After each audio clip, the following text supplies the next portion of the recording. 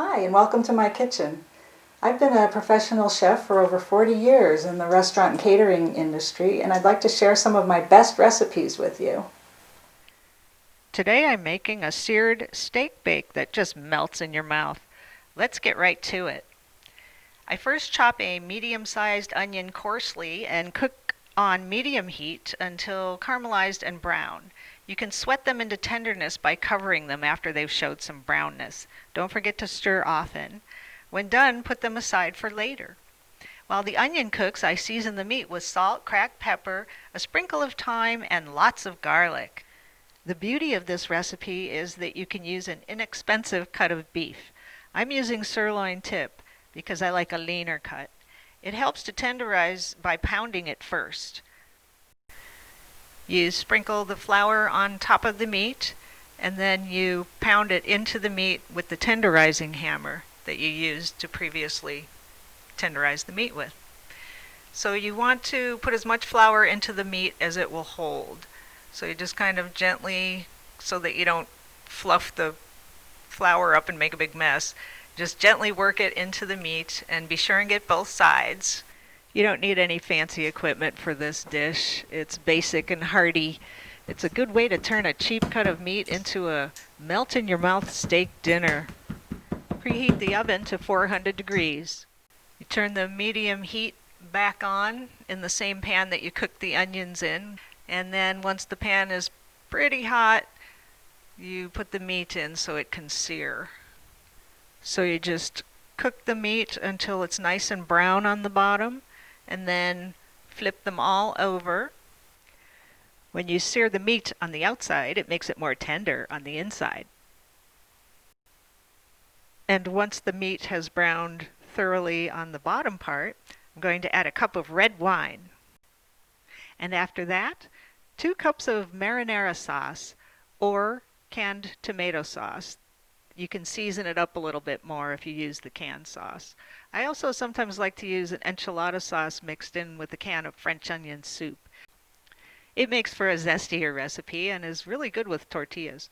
So at this point, I'm going to add the onions back in and stir it all up with the marinara and the red wine. You want to get the meat all coated with the sauce. And then in goes a couple of stalks of chopped up celery for bitterness and to give the sauce a little bit more of a vegetable flavor. Later on, we're going to add carrots to the pot, but not just yet because we don't want them overcooked. The celery needs to cook a little bit more. Then you add a cup of tap water, as the sauce will reduce while it cooks, and we don't want the sauce to get too dry. And in the oven it goes. We're going to bake it now for 30 minutes at 400 degrees. After it's baked for 30 minutes, I'll put the lid back on and then lower the heat down to 325 degrees and bake it for another 30 minutes. When it's been allowed to simmer for another 30 minutes, we'll check it and make sure that everything's moving along well. The meat's cooking, the vegetables are softening, and so then it's time to put in the coarsely chopped carrots. This dish is going to have meat and vegetables all in the same pot. It's good any time of year, but especially good in winter as it fills the belly and warms the bones. So then I put the lid back on and cook it for another 30 minutes. Then you take it out and stir it up and make sure nothing's sticking to the bottom. Leave the lid off and bake it some more for another 30 minutes, leaving the oven at 325 degrees. Turn the oven off and let the meat sit inside while the oven cools down. The sauce should be thickening up and making a nice little gravy for the steaks. You can put that on a plate next to a baked potato and eat it just like that. Or you can shred it up with a fork and put it over mashed potatoes or rice or pasta. Or you can eat it in a bowl just like that. Look at that delicious, tender, melt-in-your-mouth meat. I'm going to put mine on a whole grain pasta. Look at that savory, steamy deliciousness.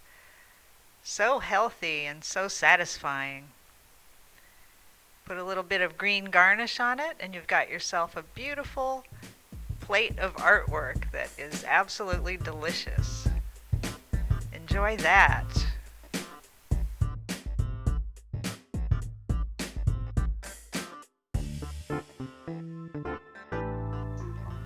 Well, that about wraps it up for today. Thanks for sharing my kitchen with me, and I'll see you next time with another fabulous recipe.